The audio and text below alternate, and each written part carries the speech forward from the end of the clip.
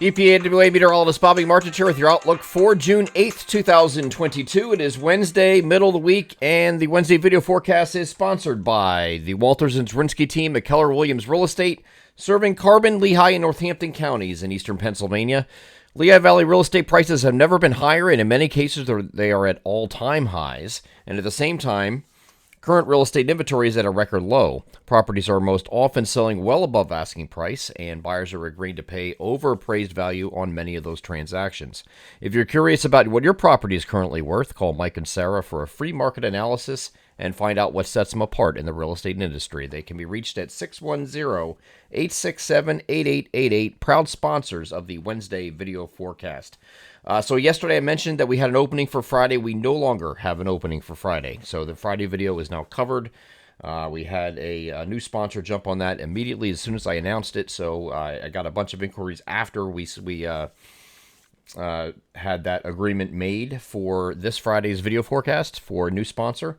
And we had to just hold them on the back burner for the future if something pops up. But we are all filled again on all 6 days of the daily forecast video. So thank you for those who have reached out to me, but we do have that covered. Okay, so today, I had a little bit of rain last night, but that is going to be going away today. We have a partly cloudy day for most areas today. Maybe a little bit of clouds to start off early on, but this is an in-between day, in-between systems. So we'll have partly cloudy skies today and very seasonably warm temperatures. As you can see above me, 78 to 86 is the spread of temperatures. It's going to be quite warm today. And again, becoming partly cloudy, just a little few clouds early in the morning. We do have this system off to our west that is going to ride a boundary that is now off to our south. So this boundary sits like this. Here's the boundary, right? So it's through our area, and we are in the clear today, but we have all this mess out here that's going to ride this boundary eastward, and that is going to come through overnight tonight, okay? At the same time, this is going to, the front is actually going to lift back to the north as a warm front, so you're going to have a southeasterly wind this evening, or actually overnight when this starts coming in.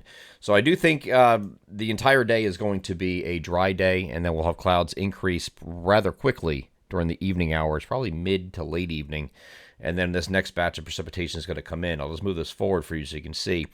And this does have us dry the entire day. And once we get into the evening overnight, low pressure moves along that boundary, and it's going to move right over top of the area. So there could be some heavier rain involved with this as well as this moves through.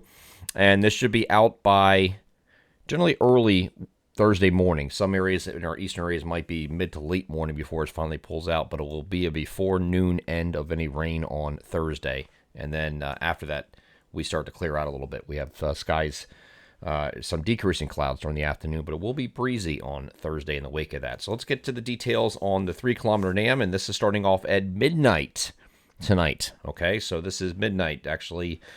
Early Thursday morning. This is what the simulated radar has at this point.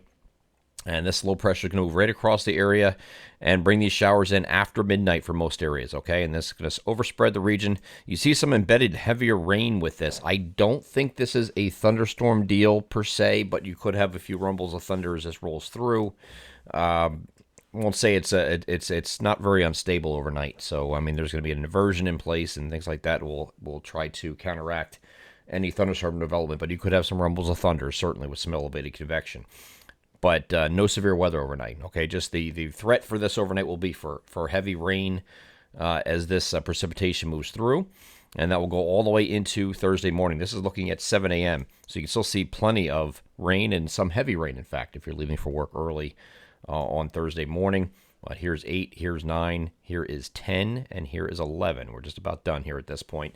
And everything moves off the coast. We'll have skies becoming partly cloudy on Thursday. It will be breezy on Thursday in the wake of this. So behind this, as this system pulls away, it's going to drag in some windy, well, not really windy, but we'll say breezy conditions that are generally 15 to 25 miles per hour, some gusts to 30, maybe even 35 in some of the elevation areas during the day on Thursday, okay?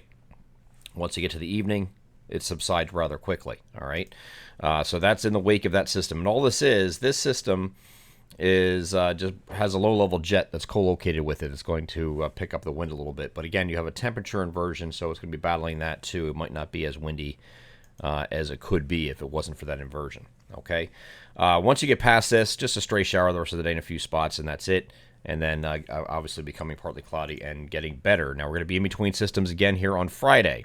Friday is going to be another partly to mostly sunny day actually here on Friday, and no chance for precipitation. Temperatures slightly below average in the upper 70s. And then when we get to Saturday, we still have this system to contend with, and it's still uncertain exactly to what extent. Okay, this is something we're going to keep revisiting throughout the week, but there is a trough that's like this, and this is moving, this area of low pressure is moving along the base of that trough up in this direction. Okay, so this trough is actually, this system's moving along the base of the trough, and that's what's going to give us our rain or rain showers here on Saturday.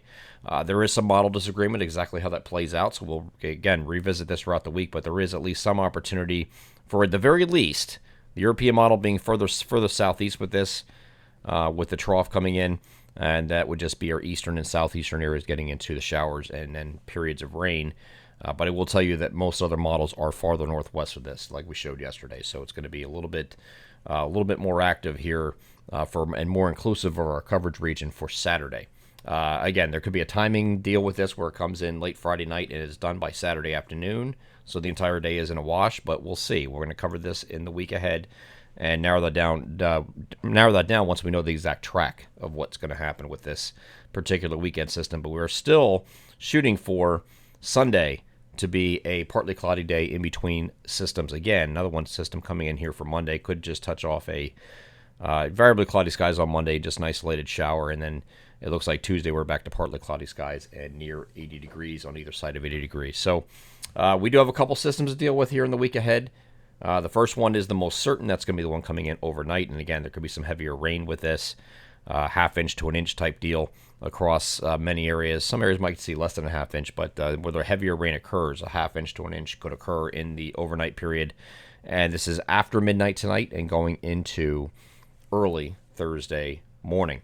I'm EPA meteorologist Bobby Marchers. That is your outlook for June 8th, 2022. Have a great Wednesday.